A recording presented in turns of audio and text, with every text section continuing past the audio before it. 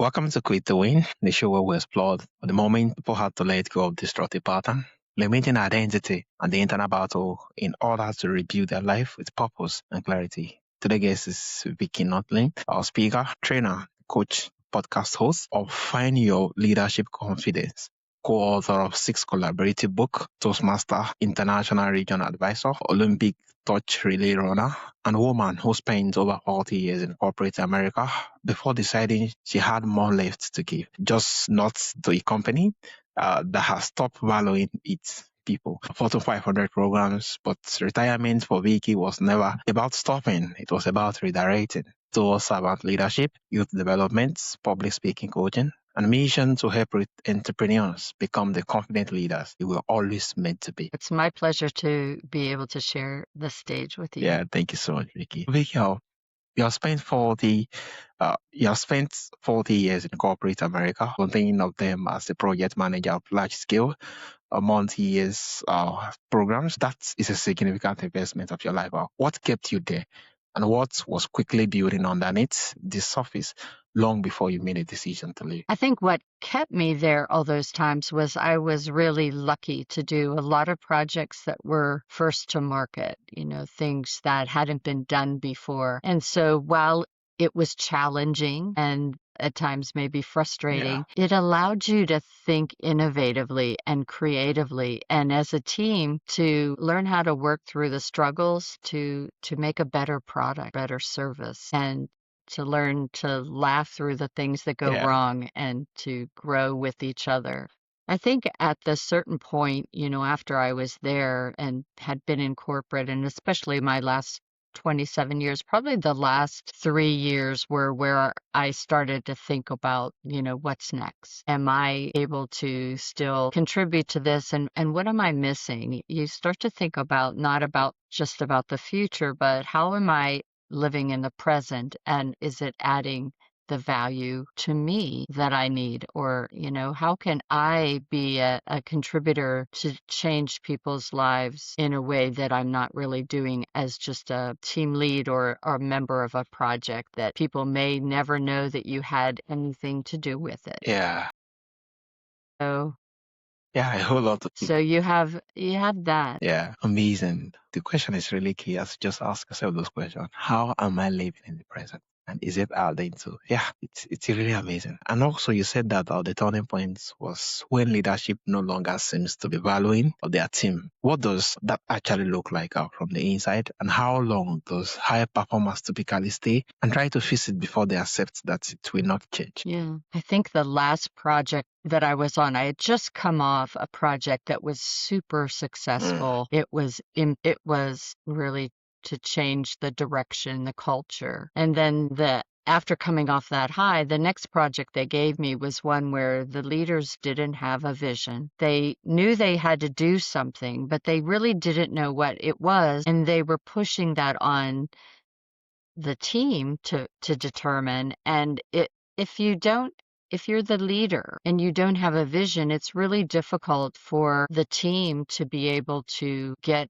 excited about it, to be motivated, and you end up not sounding like you know what you're doing. And that can be sort of demoralizing for a team. And the more that we ask the leaders to step up and take a chance, I think they wanted to find something that was perfect. And that's probably why, now as I coach people, I tell them perfection is not a reality. You can't have perfection, and it's okay to be honest with your audience, your team, your company, to say, we're going to try something new. And it may not work, but it has to be different. We have to do something different because we're not evolving. We're not really growing. And you can't just keep offering the same old.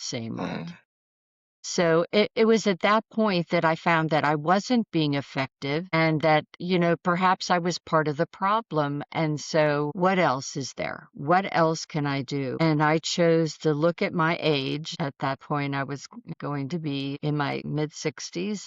And I said, I have two grandkids, or at that Yeah. point, one grandson coming. I had been involved as a leader, as a region advisor, as you mentioned, for Toastmaster, and I was able to help people during COVID that were across the United States from me in the virtual environment. I could coach, I could train, I could lead them. And I thought, if I can do this for this group, why can't I help others in business who, if they're in the corporate world, are finding that their budgets for training and development are being cut or eliminated?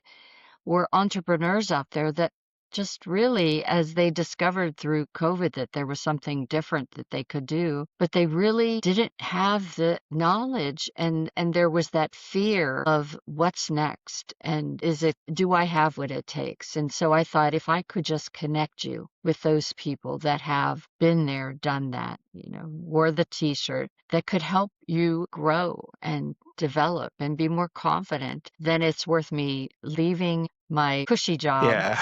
and going on and becoming that entrepreneur, that podcaster, that speaker, trainer, coach, author that could maybe make a difference in your life. Amazing. Which the fathers, when there is no vision, it's really difficult to lead, and having to kind of be leading a team when there is no grand vision is quite demanding, and yeah, Hmm. isn't reality. That really got me. Yeah, no, Thank you so much for sharing. true. And also, so later, became a Toastmaster in 1998, 20 years before you retire. That tells me something important. Part of you were already building a different identity long before you left. What was the investment in communication and leadership about, and what were you preparing for that you may not have fully named yet? Yeah, it was interesting.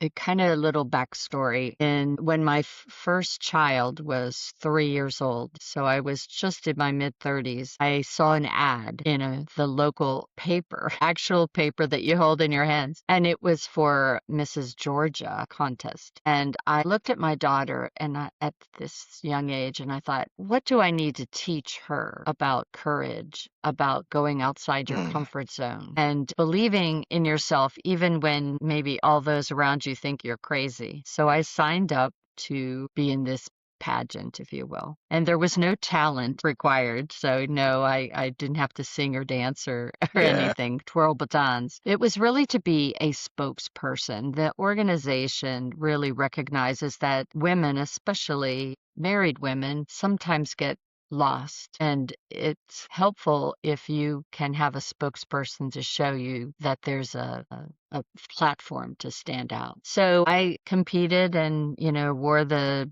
bathing suit, the evening gown, and you had to answer it and you had to be interviewed. And while it was a great experience, I did not place. But what it taught me was that there was a hole in what I had to offer people, that I didn't have that confidence as a speaker, Mm.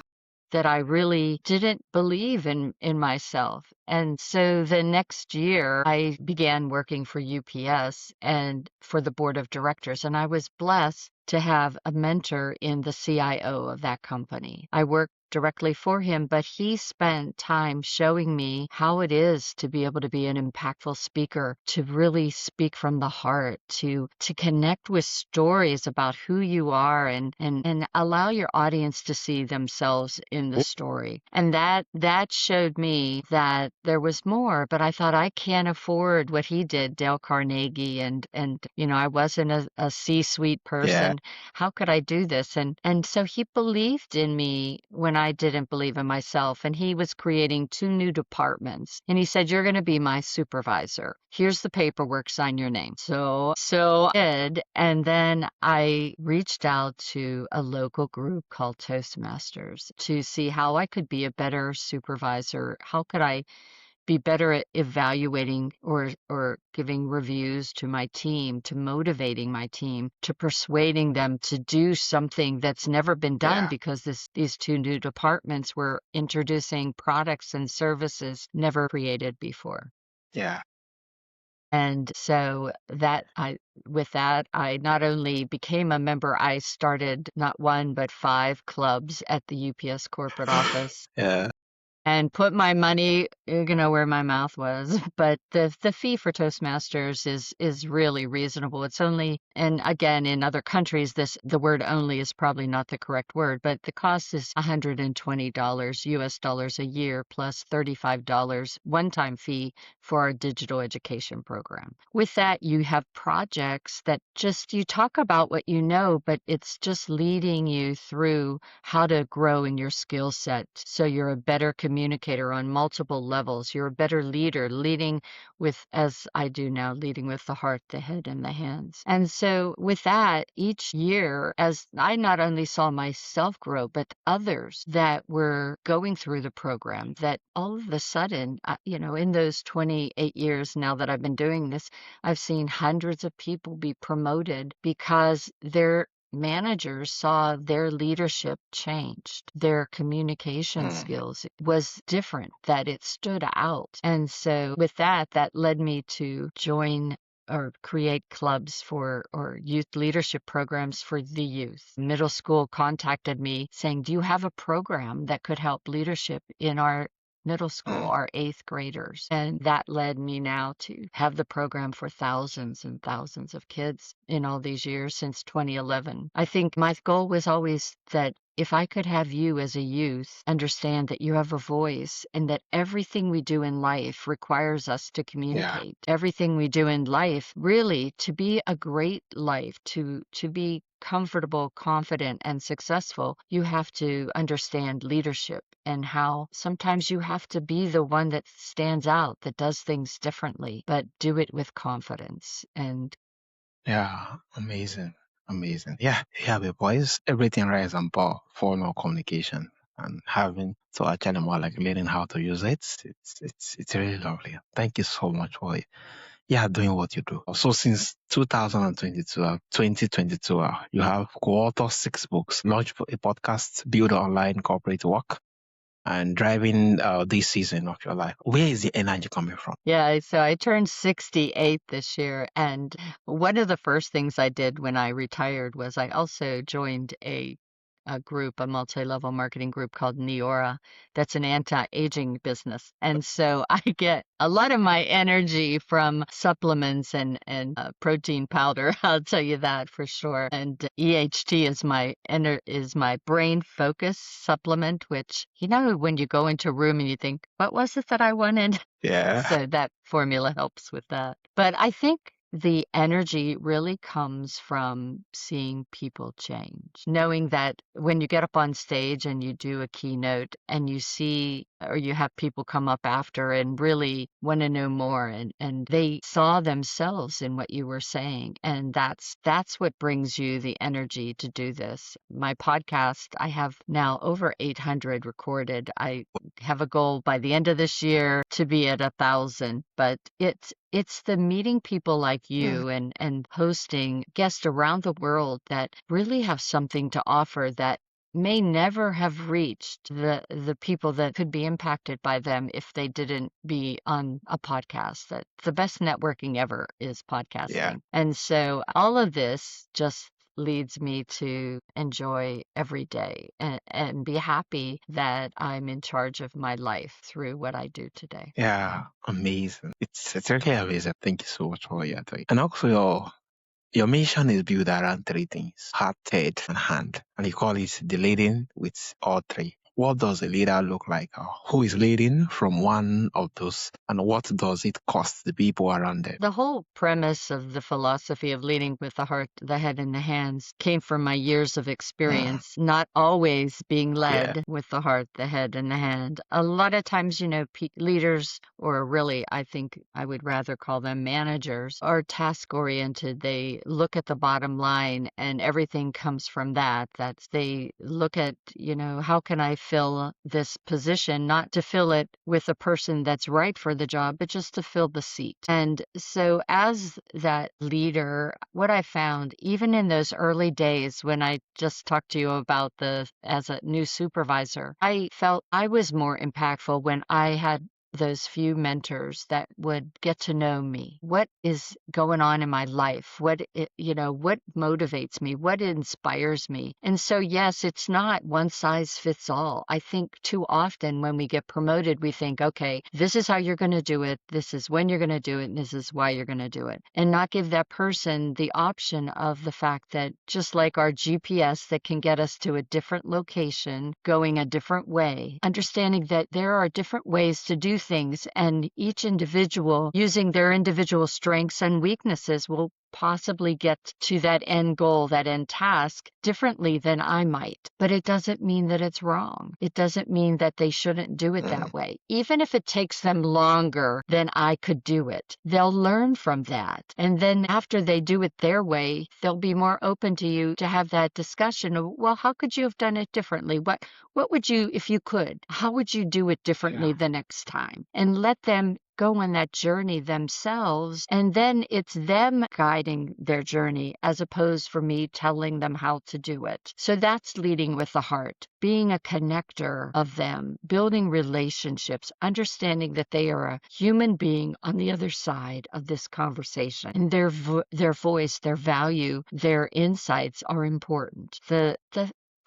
The next piece, the leading with the head, comes by the fact that now you have this understanding between the two of you. And now it's easier for them and for me to be able to explain the vision, the mission, the goals by directly relating to what they understand, what they feel, and then they can see that connection more clearly, rather than me telling them, again, this is how you're going to do Yeah. it, this is why you're going to do it, or this is our goal, and not connecting the dots to them to be able to see the value they are in that goal. That if they don't do their job, even if it's a frontline person, the goals aren't met. That even, if you go back to my UPS days, that delivery person was more important than the CEO because they had the direct relationship Yeah, with the with the customer. customer. How well they did impacted our really relationship with the customer. And the information that that customer sent to us made us be more impactful. But even I used to teach loading the trailer. And so I would get in there and show them. But as I was showing them how to load the packages in that tractor trailer, it was not just here's how you do it. It was we put the heavier packages on the bottom because we load this way because we scan the packages because now they understand, Right. and they're not just doing it any old way. It's because if I don't do it this way, then it's going to impact the Yeah. customer. If I don't load it this way, the packages are all going to fall and break and impact the customer. So again, it's having them understand the why and going from there. And so that's the leading with the head. And then the final thing is, again, touching on what I just said, is my willingness to be a servant leader. Yeah. To understand that I will learn from watching others as the follower, but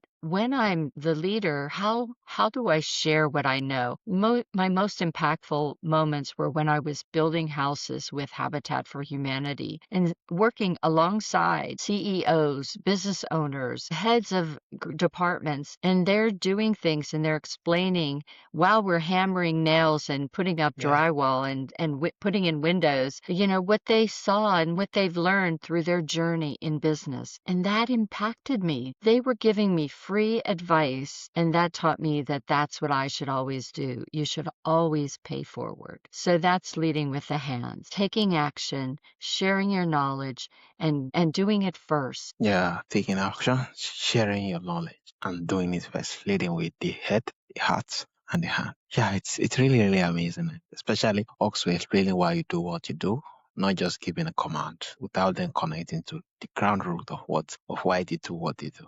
It's really amazing, and thank you so much for sharing. So you help entrepreneurs too and leaders deliver their message with confidence, both in person and online. What is the single most common things holding people back from speaking powerfully? And what is the first shift that changes? One of the things that I learned early, especially in the virtual world, is that you don't want to make slides that just have bullet points and you just read from those Yeah, slides. It doesn't connect with the yeah, audience, and you really should never talk about more than three things, maybe four. But each of those key points that you want to deliver in that speech, whether it's 5 minutes or 45 minutes, is each of those key points. You have to have the stories that demonstrate, I always talk about whenever you talk about someone that's maybe fearful of getting in front of an audience of any size. And I recall the time when I had to get to the next level in management, I had to go to 3 weeks of school offsite with about 25 or 30 other potential managers. And one of the kids in my group, he was maybe 25 or so, and I was at that point in my 40s. He was terrified. He had been promoted to supervisor a month before, and now they were making him a manager because they had an opening and they needed to yeah, fill a seat. And he was terrified of speaking. Every time we did our small projects through that 3 weeks, he would just say, no, you do yeah, it, you do it, you do it.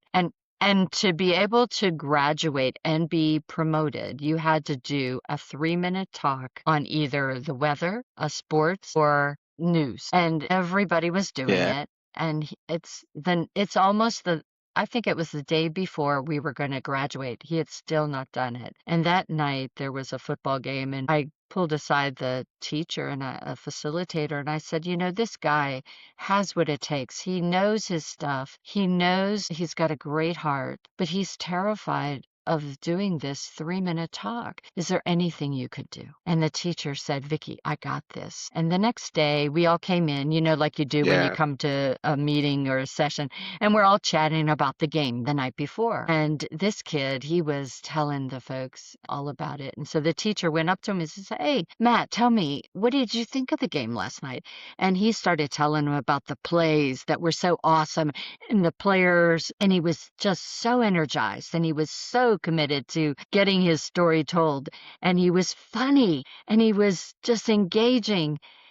And he told us all about the game. And then after a few minutes, the teacher said to him, well, Matt, thank you for giving your sports talk. The change that I saw in that man, he was probably 5 inches taller. yeah, The smile was that smile that you have, like I always equate it to the wedding day or yeah, whenever I had birthed my 2 children, that it hurt. The smile was so big, it hurt. And I thought, that's what I need to do. That's what impact is. And he went on to be a great manager. And it was just someone to having the compassion to say, we're going to just do things a little yeah, differently for you to make you successful. But that story makes you feel something. And so whenever you're talking, even about boring finances, I mean, I used to do stories teaching barcoding, the boringest subject ever, but it made people laugh and it made people remember that it's, what they needed to do and why they needed to do it. So whenever you get out there and talk, you have to connect with your yeah, audience through your tone, through your pauses of important moments, allowing them to wrap their brains around the key thing you're saying. And then you need to be able to connect with them with your eyes, with your voice, with your gestures, so they forget that you're online. And when you're in a room, you need to lean into them. You need to move around. You again need to think that they are the only person you're talking to when you're talking to them. That there may be thousands of people in the audience, but find that one person that's looking at you, that's smiling at you. Talk to them. The audience will feel that. That's how you get to be impactful. yeah. Amazing. Thank you so much for sharing. Yeah, this is really amazing. And thank you for what you're doing. Amazing. So where can our listeners schedule conversations with you or to explore everything that you have? Well, to have a conversation with me, you can always go to my findyourleadershipconfidence.com and drop me a comment, a note, or subscribe to it. To see my podcast, You can see all of my podcasts on my channel on YouTube, Vicky Noethling. You can also just email me at vnoethling@gmail.com. That's first initial V, last name Noethling @gmail.com. I'm happy to connect with you, come and speak with you. If you feel fearful about Yeah, speaking in public, I obviously have coaching that you can do. And I'm always happy to share my ideas of leading with the heart, the head, and the hands. amazing. Thank you so much, Vicky. This has really been an amazing conversation. Thank you for sharing, yeah, your heart with us today on Quit to Win. Yeah, you're reminded that most courageous leaders are more is sometimes leaving the structures that stop valuing people and building something that never will. It's one this audience needed. And if today's conversation resonates with you, check the show notes and you see the link to actually connect with Vicky with our podcast. Remember, leaders are not born, they are built, and it's never too late to start. Once again, a pleasure and honor to have you on the show. Thank you so much for having me. It's been a pleasure.